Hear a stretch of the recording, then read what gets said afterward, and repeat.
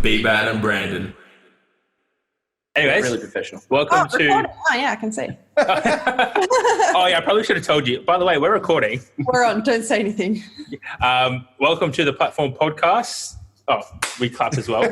Forgot about... ISO's not treated us well. Together. I get a virtual high 10. Yes. Yes, right. 3, 2, 1. Sweet. A little bit of delay, but we got there. We have a very special guest today. Now, I can't pronounce your last name. Actually, I'll give it a go. Give it a go. Kayla Mulvogue. Yeah. Good. Yeah. Well played. Yeah, Thank not you. a lot of people get that. What nationality is that? What background? So this is what I've been told. Mul is from Irish descent and then Vogue is French descent. Wow. But yeah, like pretty much Australian, and then my mum is like, her parents are Dutch, so that's Cool. like, that's not got anything to do with it, but yeah, that's of a just mix, what my though. descent is. Yes, sweet. Now, you're quite, like, we've got you on here today. We want to speak a lot about what you're doing in the strength world and the physio world, like what you've been implementing. I've been following a lot on social media, and you're gaining a lot of traction, especially as a strong female strength coach. So that's really cool. We want to talk about that, but obviously you have a background in physio.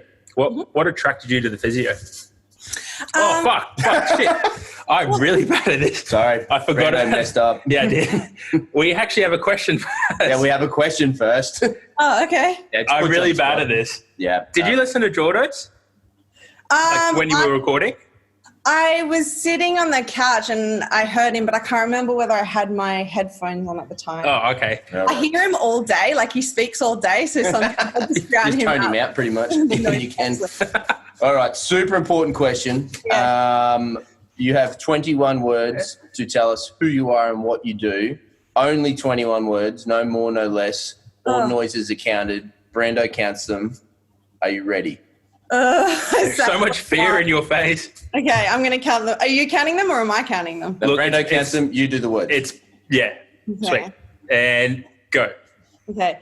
I am a female strength and conditioning coach and physio That's 11.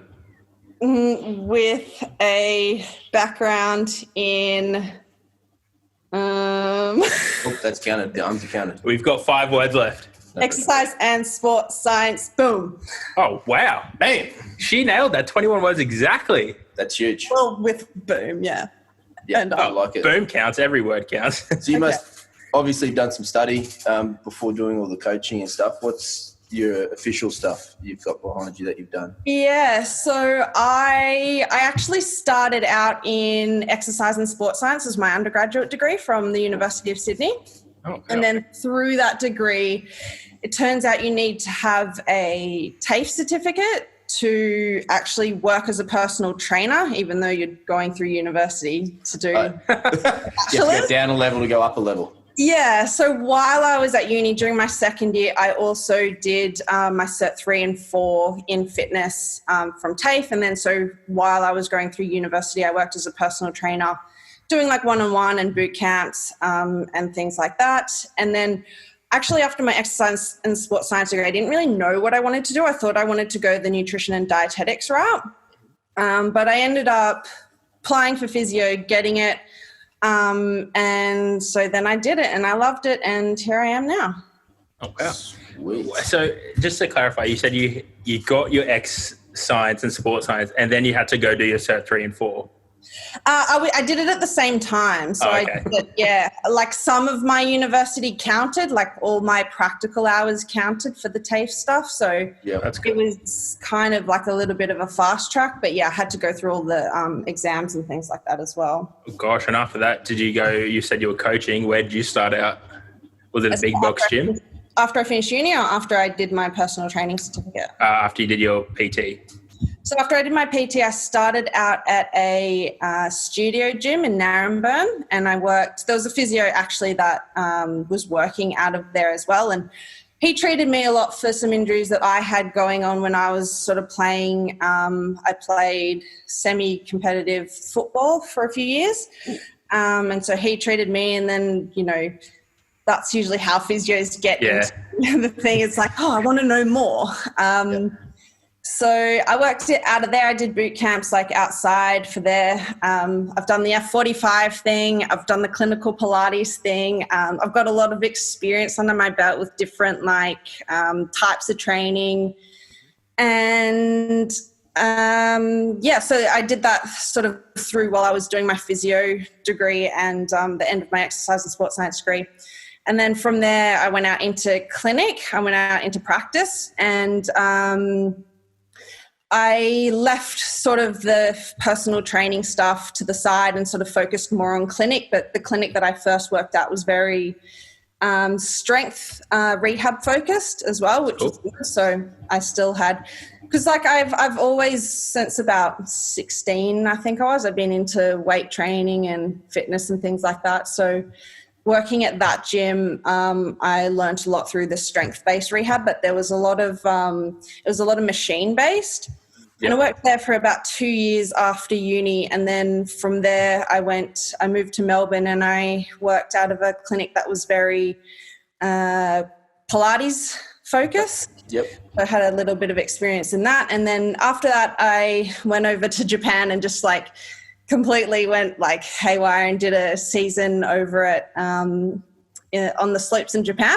That's awesome. So that was like a lot of ski injuries, 3 months over there, snowboarding and working in a sports physio clinic there. And then how was that? That would have been an adventure. That was pretty awesome. Like that was a highlight. Yeah. Like, because obviously the language barrier, I remember going to Japan playing rugby and like we had a couple of homestays, and trying to convey what you were trying to get across is like hard enough. But how did you do that in a clinical sense? Like that would be 10 times more difficult. Yeah, so the ski town that I worked out of was very westernized. So there were some, like the same clinic, there were franchises all sort of around the, like all the different ski resorts. So there was like Niseko, Hakuba, and then there's like the lesser known ones like Myoko and things like that. But the one I worked at Hakuba was quite westernized. So you're getting a lot of like expats, like you're getting a lot of like Aussies. You're getting like people who are there for the season working that are from like the UK and America and like things like that. So that wasn't too much of an issue, but it was pretty much half your day was spent boarding and then half your day was spent working. So it wasn't too bad. Yeah, that's not too bad at all, living the life there. So once you finish in Japan, you come back to Australia? Yeah, back to Australia. Yep. And then I worked out of Base Gym and Base Body Studio. Oh, yes, of course. Orb. Yeah, cool. So that was amazing experience. Did 2 years there.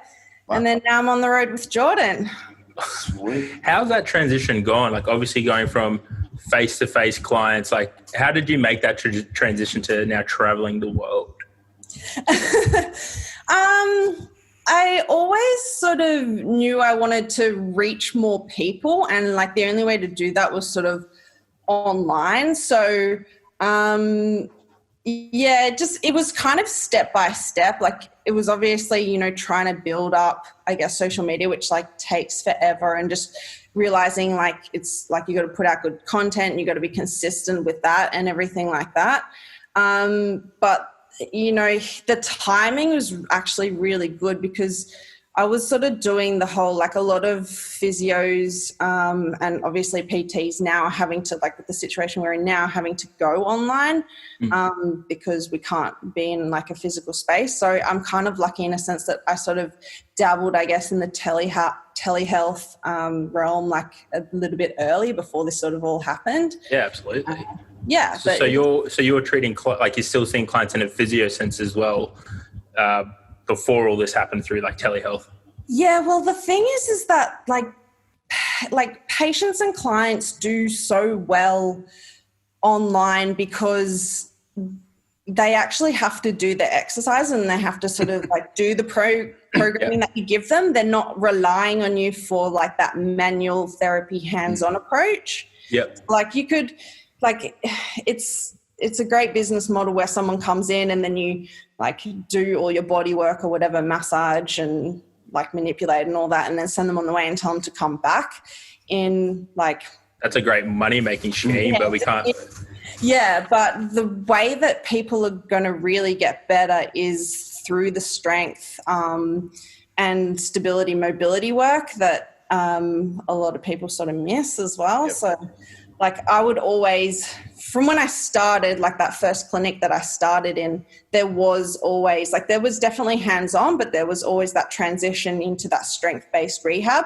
Mm-hmm. And like that second clinic that I worked in, it was always like do a bit of hands-on and then transition them into the Pilates stuff. So like I'm not a massive fan of Pilates, but like they're still moving, the clients are still moving. And then from there, like being able to work at a base, like doing my own thing with clients and then having them in the gym as well, like was just awesome. So.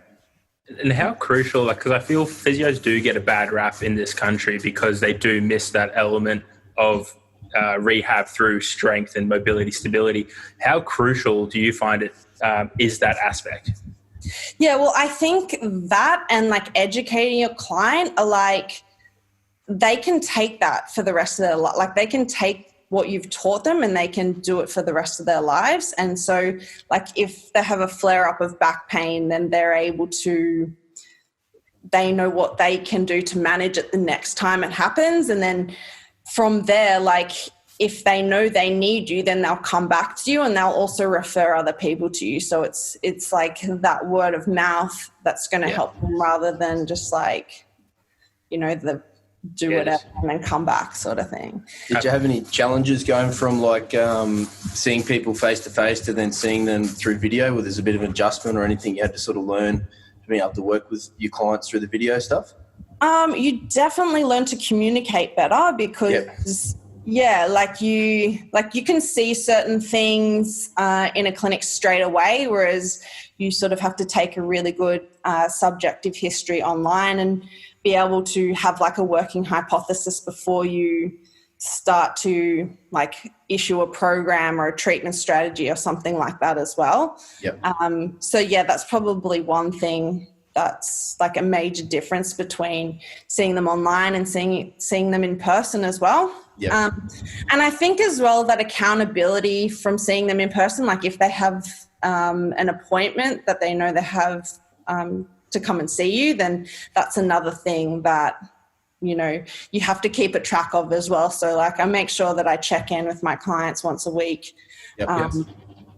They can message me anytime if they want as well, like if they have a question, so I can get onto that like as soon as possible to help them if they have any questions.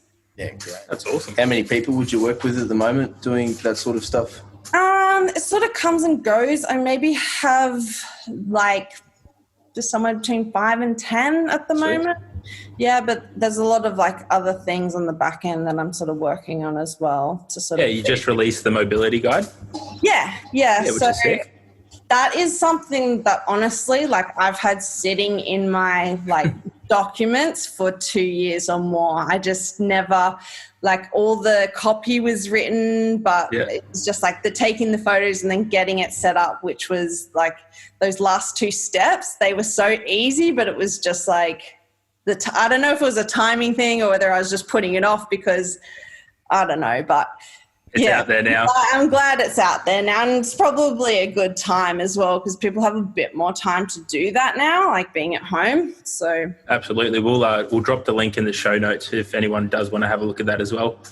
That's good. What other projects are you sort of working on at the moment? Anything else coming up in the future that you can tell us about? Yeah, I actually have a lot. So I actually, as well, like a couple of years ago, I started writing a couple of books. I originally wanted them to be physical books to help people, and that may still be a thing. But yeah, that's sort of a way that you can, it's going to be specific to like body part, and it's going to be how you can sort of treat your own pain or injury or help performance sort of thing at home. Yeah, great. So I have those. Working with a lot of women as well, I'm going to have a pelvic floor guide come out. That should come out in the next couple of months maybe. And then my big project that I'm working on is designing a course for women's health as well, for women's health and training. Oh, that's awesome. Wow, that'd be cool. Yeah. You'd be excited to get into that education sort of space. Have you done much before with that? Only sort of through like educating my clients. So the way that I see it is like, if I can educate like more people at once, like that's amazing. Because I say the same thing to most of my clients. It's just like on a one-to-one scale. But if I can educate more people at once, then hopefully I can help more people. Because I know there's a lot of like programs out there. Like I've seen a lot of like pelvic floor programs and like core like things like that, and it's kind of like, it looks like a marketing thing, whereas like I just want people to be able to like know the science and like the clinical reasoning behind things, and then to make their own decisions on what they think is best for them. And the best part is that's all backed by your enormous experience in, different fields of training, physio. That's all come together into one guide, which is going to be sick. And I think something that's definitely needed, because, one of the reasons we reached out was to talk about female strength training, because there are some differences that I think are often overlooked. Like, could you go? Sorry. 100%. No, you're right. Could you go through a list, like let's start with the physical, I think, or whatever but like, what's the differences between training men and female? Okay, like I'm going through like a massive rabbit hole into female physiology at the moment, and the differences like are crazy, and some of the things it's like, wow, like have I been doing a disservice to some of my clients like at the moment? I know through like being a woman, some of the things like going through their menstrual cycle is probably the biggest thing that differs females and males. And I can sort of empathize with women, like when they're in that time and you feel a little bit tired and your training's not as great, but like really looking at the science behind it and the reasons why is like has been really eye-opening for me. And so I sort of want to like be a bit more, like give a bit more education on that as well. And really, this is like a thing, like this is why you're feeling like this. And it's important that we sort of maybe change our training up around like certain times of the month as well. But physically, like training women, I mean, obviously we have like a smaller skeletal frame and things like that. So a big thing is like our hip structure. So like our hips are a bit wider, but we have this sort of inward angle of our femurs in towards our knees. So a big cue that a lot of people just say to everyone is like knees out in a squat. And because females are always sort of knees a little bit in, if you're saying that to a female, like knees out, knees out, knees out, it's just like it can be a little bit demoralizing for her because she's not quite sure what that feels like to have knees out. And so like her neutral might be a little bit knees in, and like that feels normal for her, and that's where she's not going to get any like injuries or things like that. Like you could hurt the meniscus or the ligaments in the knees or something like that. Constantly what would be a go-to cue or something you try and coach females instead of just driving home the knees out? I like spreading the floor or like something from the hips, because like knees in is sort of like a glutes and a hips thing, is right. So like that's where it's coming from. So yeah, if you're sort of looking at like the glutes and getting them sort of working to keep the knees like not in, like neutral, whatever her like comfortable position is, that's where I sort of start looking. And it might be a cue that you have to explain before you actually start saying it to someone, like while they're squatting, so they know what that actually means. So if you say like spread the floor, like what? Like I don't know what that means. Yeah. this is what I want you to do. That's fucking hilarious. Yeah, that's good. I think that's super important. So I think, that knees out cue you hear way too often. One, it doesn't sound like it means too much. And then, like you said, it's different anatomy structure of boys and girls. Like if you're just yelling that at some poor girl and her knees just aren't going wherever this imaginary knee's out, it could be super frustrating for them when they're training. Yeah. How do you approach your mentality when coaching, females to males? Because we spoke a little bit briefly, I think it was last week with Paul and Gwen. Was it last week? Maybe. Yeah, they were there last week. Yes. Yeah. So last week, we were discussing this, like we actually as coaches, are probably a little bit tougher on our female clients. Because I think, they can handle a little bit more volume as opposed to men. For me, I find that a lot of females underestimate their own strength. So I am going to be a little bit tougher and like, no, like, come on, we got this. Like, you can actually do this. Do you find that's common amongst women? I've definitely had clients that, like, female clients that are like, oh no, like, I don't want to go too heavy, or like, it's scary. And I'm like, I wouldn't let you do this if I didn't think you could do it. So, like, we always build up, like, obviously females need a little bit more warm up than men. So, like, neurologically, we need to do warm up sets and like programming those smaller increments in strength. And it's just, I think it's a lot of the time it's a confidence thing for women as well. Like getting under a heavy bar, it's like, oh, like, I can't get this up. It's like, you just did this for this. It's sort of, just a lot of encouragement and a lot of like, I wouldn't let you do this if I didn't think it was safe or I didn't think you could do this. Yeah, absolutely. So a lot of like building trust with your clients as well, I think is really important. Oh, 100%. In terms of like now physical training, females from like my understanding can handle a lot more lower body sort of frequency as opposed to males. And then like obviously being males, a lot of our androgen receptors are up in our upper body. So we can, bench 3 times a week, usually pretty fine, but you couldn't do that with a female. Or you could, but it just would have to be very, very specifically programmed.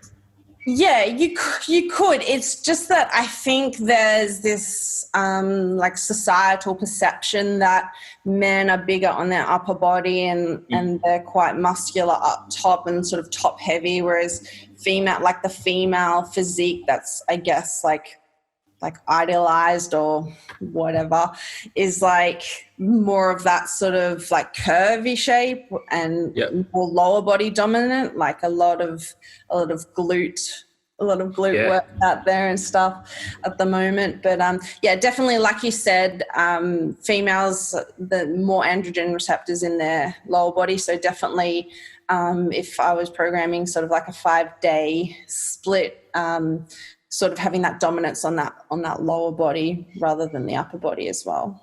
And that's just from a recovery perspective as well? Yeah, so with like the hormones and everything that's going on, we have there are certain times of the month that promote recovery and certain times of the month that our recovery sort of needs to come back a little bit. So there's a lot of systems at play. So, you've got your hormonal system, but there's also like the neurological system and things like that. So like they're all overlapped. So programming would need to be like suitable for each female and looking at certain times of the month and when we should deload and when we can go heavy and when we can go hard and when we need to be wary of injury and higher injury risk and things like that. Can we delve a little bit into that more with that, the timing of the cycle of the month? Like when would you program someone to take more rest?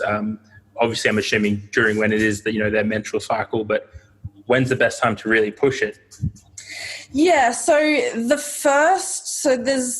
sort of 2 main phases of the cycle. So you've got like your follicular phase and your luteal phase, and menstruation sort of happens like at the start of that follicular phase, and then halfway through you've got your ovulation. So in that first phase, all your hormones are quite low. So that's when it's most like your training is most like similar to a man. So you've got a bit more energy and your core body temperature is lower, and during that second half of the month your core body temperature goes higher, so you have a bit more cardiovascular strain, and you're not as strong, and you're feeling a bit tired, and that's when like the recovery is hindered a bit as well. So that luteal phase is like leading up to the menstruation as well. So like that PMS that everyone talks about, so that stage. Oh, wow. So like that first phase is a good time to sort of go higher intensity, less recovery, more volume, and then you'll sort of peak around that ovulation phase. And then as your progesterone and estrogen sort of starts to rise during that second phase, then that's when you might want to bring it back a bit. In saying that though, like that phase where like estrogen is high is also a high risk of injury. So you just want to be careful of that as well, just because like the ligaments become a little bit more lax, obviously preparing for like a baby to be born. Yeah. Wow. See, I think that's something that's severely overlooked in especially women's strength training. Like it is a very male dominant coach sport at the moment, but there are a lot of good females providing that education like yourself, which is something that I think definitely needs to be spoken about more. One question on that is those two phases within the cycle you're talking about, now, I assume they would differ from woman to woman. So the normal, and like that's quote unquote, because like everyone differs a little bit, but it's sort of on like 28 to 35 days is sort of like a normal sort of cycle. That luteal phase, that second phase, usually stays to 2 weeks for most women, but that follicular phase can vary, and that's what will vary like the overall cycle as well. So it's not like exactly 4 weeks, but it's definitely something that women should start tracking, so they sort of know, like coming up to that time, you know, they might be a bit more moody, or they might need to like eat a bit more calories, for example, as well. Like that second part of the phase, they're going to be hungrier because that core body temperature is higher, the metabolism is higher, so they might need to, like, you know, you don't want to go and like ruin all your hard work that you've done in the other sort of 2 weeks prior by like eating everything in the house. It's like 100 or 200 calories a day or something like that extra you can sort of be factoring in as well. So, you know, dieting a woman during that phase is probably not the best idea because the adherence might be quite low, and then training morale goes down and like adherence to the diet goes down, and then like it's just like get to that point, like, shit. It's definitely something that can be sort of like worked around. Like it's not a bad thing. Like having the higher estrogen is a really good thing for us in like recovery and things like that as well. So it's not always a bad thing. It's just sort of working around our physiology and what we can do to get the best out of our training. Especially in a strength sport where recovery, like leading into a comp, is going to be so important. And just tracking that, being able to, obviously it's hard to measure, as you said, but knowing if you are tracking it and then having that information, you can adjust the program accordingly.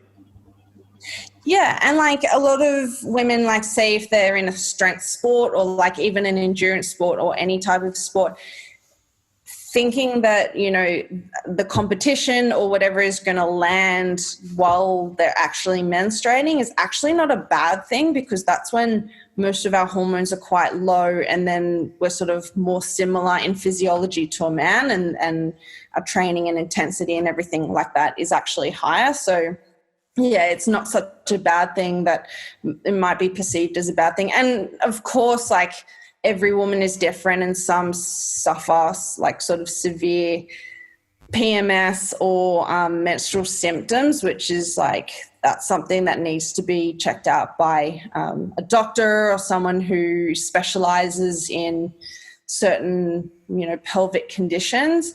But yeah, if you don't experience any symptoms or anything like that, like having your, like actually competing like while you have your period is actually not such a bad thing. That's actually really good to know, because the amount of females.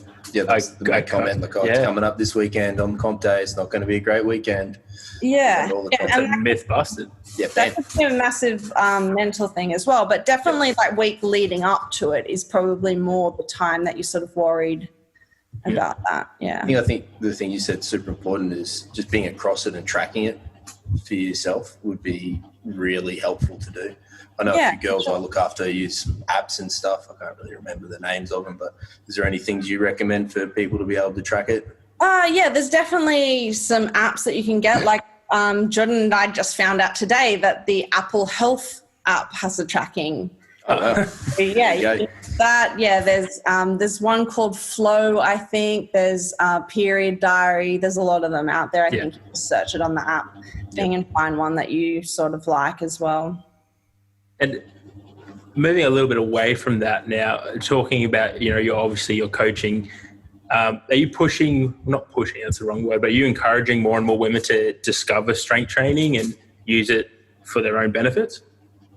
Yeah, I definitely think it is super important for women to train with weights and train with resistance and build a little bit of muscle mass, not only because, everyone sort of wants to, have that ideal body composition, more lean muscle, or that toned look, more lean muscle, less fat.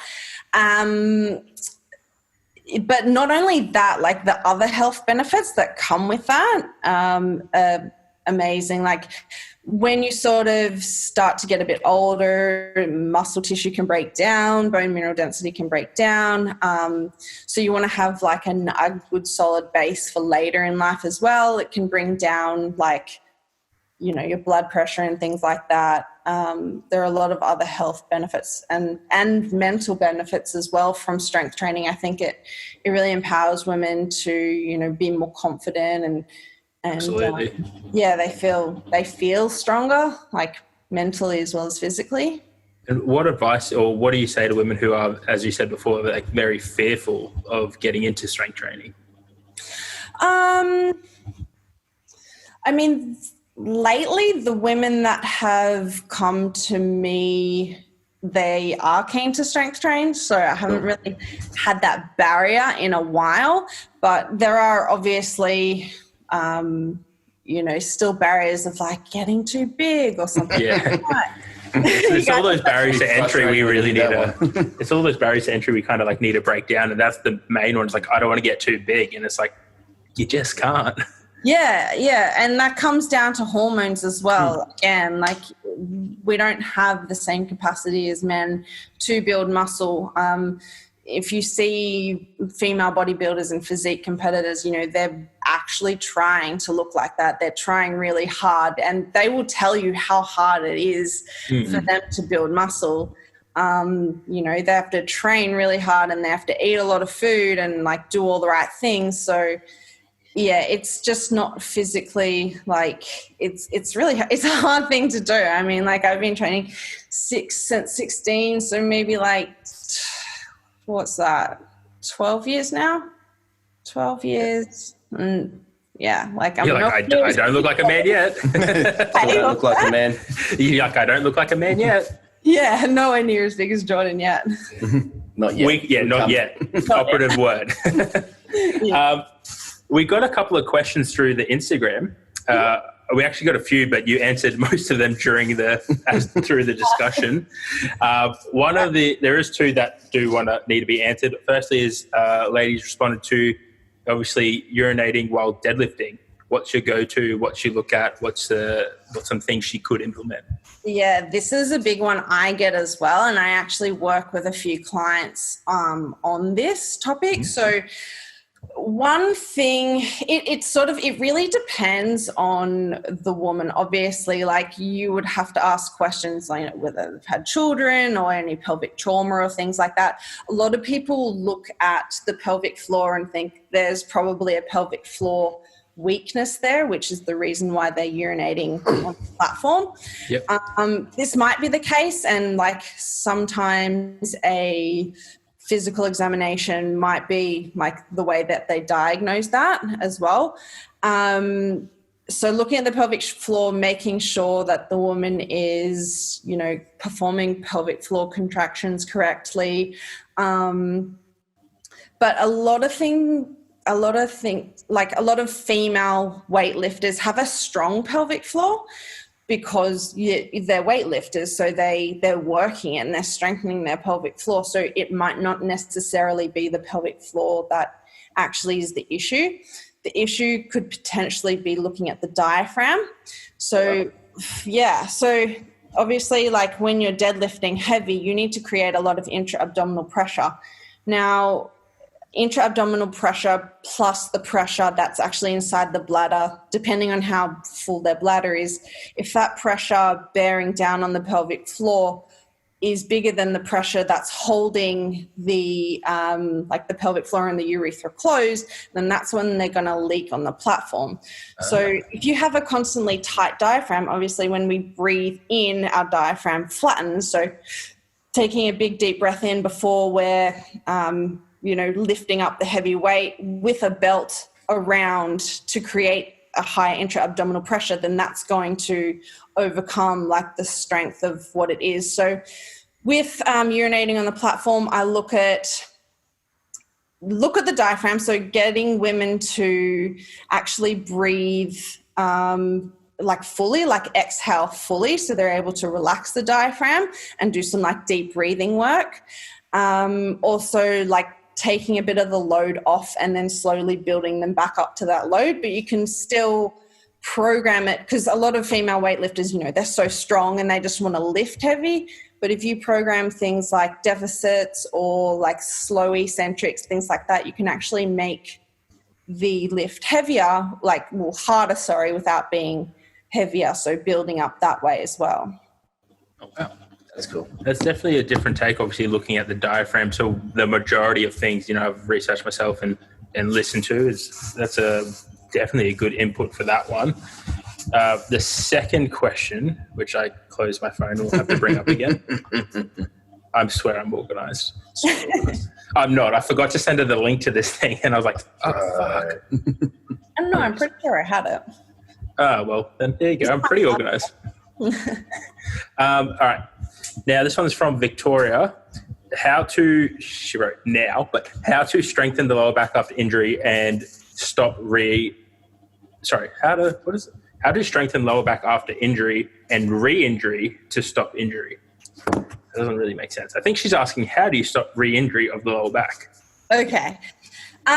So first of all, like language is super important, and I'm sure Jordan probably spoke a lot about this on his podcast with you guys, but the difference between strength and stability.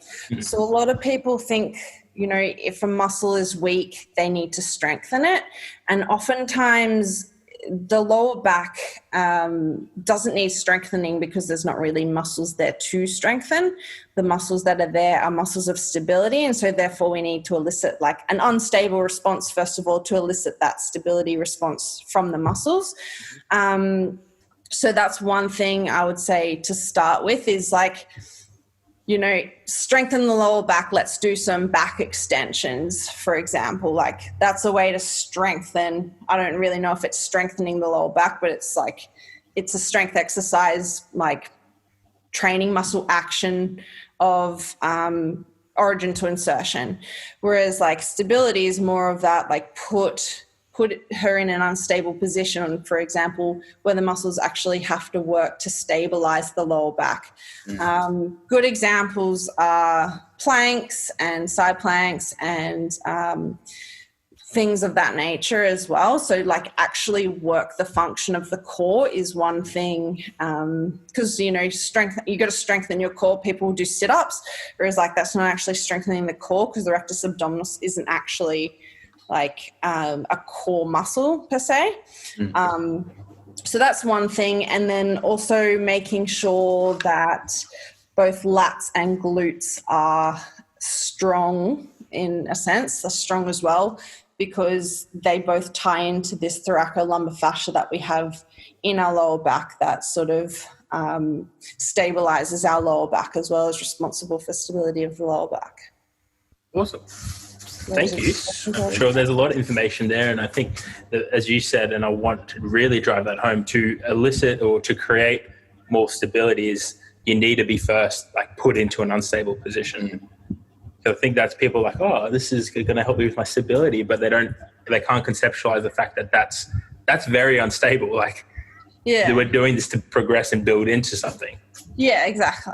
Yeah, and like that's sort of like a starting point, and then you can build up as you sort of start to become more tolerant with, like, obviously whatever exercise or whatever is putting her back into a position that, she's experiencing pain as well. Absolutely. Now, before we finish off, we have 10 very important questions. Yep. All right. Now, these are rapid fire. They're hell for leather. First thing comes into your head sort of stuff. You just got to let it rip. Yep. Okay. Are you ready? Okay. No pressure. Favorite book? Harry Potter. Oh, like the series? All of them? Yeah. Or one particular one? It's been so long since I read them, but that's the first thing that came into my head. Okay, fair. You're in a plane crash. You then are going to live and survive on an island, and you and only one other person are going to survive said plane crash. Who will that be person you want to live with for 40 days? No, bring Jordan. Oh, he said you too. That's adorable. I heard that bit and I was like, you better say me. Now, on the island, obviously you're going to get hungry. Yep. Are you prepared to eat a person? Not necessarily Jordan, but maybe if you would like to eat an arm, he does have a big arm. Yeah. You could eat that too. He's a good person to bring because, if you think. There's a lot of meat there. There's a lot of meat and, minimal body fat, but it's probably, really well marbled. Would I eat human flesh? Yeah. I guess if it was a matter of survival, yeah. Yes. Oof. Dog or cat? Dog. What superpower would you like to have? Read minds. What type of apple are you? A Granny Smith. Is the tooth fairy real? Hey, is the tooth fairy real? Damn it, hey. Pink lady. Okay, Pink lady. We can take pink lady. We can take a pink lady. Okay. Is the tooth fairy real? No. What is your secret talent? Secret talent? Oh, I can't actually think of one. We should ask Jordan this one. What's my secret talent? I think I'm a good dancer. Oh, no, I'm not really. Yes. I used to be a DJ. I don't know. Is that a talent? You used to be a DJ. That's a secret talent. That's incredible. What was your DJ name? Radio Candy with my best friend Liz. Yeah. Oh, that's awesome. Oh, that's legit. Other question. Who would win in a fight, Batman or Superman? Superman. Yep. Easy. It's just, I have to do a whole podcast on how Batman would beat Superman. Also, when you said pink ladies, does anyone just go back to you guys see the movie Grease? Oh man. Yeah, I've seen it. Yeah, sick. I knew you would. Yeah. Have you not seen Grease? No. I don't think Jordan has either. And I was like, how have you not seen it? What do you mean? It's a musical, but it's That's the reason. It's a classic. It is a classic. It's an absolute classic. It's like have you ever watched Dirty Dancing? No. Oh my God. Come on. What the so you have when I say you don't put baby in the corner. I know the reference. Okay, cool. Okay, sweet. Well then, thank you so much for giving up your Saturday afternoon. That was a 10, I think. Was that the 10? No, you missed one. Oh, I missed one. You'll make one more up. I've got to make up another one. That's all right. What's your best deadlift? 150. Damn, nice. Strong. It's not that strong compared to some females though, but it's damn strong. It's still strong. It's still Thank very you. strong. Thank you so much for giving up your Saturday afternoon. We really appreciate you taking the time out and a lot of good information out there that can be taken away for coaches and females just to apply as well. Looking forward to that course coming out. That's going to be good. Absolutely. Thank you guys for having me. No, anytime. We'll definitely have to catch up again soon if, you're still in the country or in another country. Yeah, once the borders open up, we're hoping to get up to Queensland. So yes. Absolutely. We'd love to get you on and we'll do a face-to-face. Yeah, for sure. That'd be sick. All right. Where does everyone find you? 1.5 meters. Yep. Yeah, we are exactly 1.5. Camera's far away, so yeah. The camera's far away, so it looks like we're 1.5. Now, where do people find you? How do people reach out and see what you're doing in this amazing world? You can find me, obviously, the normal platforms, Kayla Lee Physio on Instagram, Facebook. My website is Kayla Lee Physio. That's basically, yeah. Done. Awesome. We'll drop that all in the show notes. Thank you so much for joining us. Cool. Thank you, guys. We high five at the end as well. 5-10. Virtual 5-10. I'll stop recording. Stop recording. How do I end record? How do you do it? I don't know. There we go.